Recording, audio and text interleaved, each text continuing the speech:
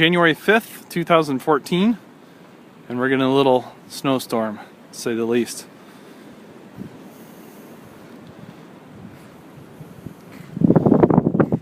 Here's Deborah shoveling the walkway. I'll be joining her to help shovel the driveway here very soon.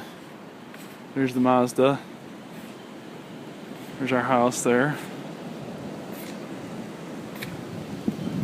There's the view down the street. Whoa, whoa, whoa! Yeah, it's whatever.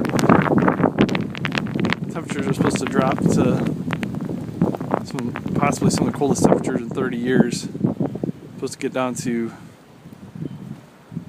13 below zero tonight. So, pretty crazy.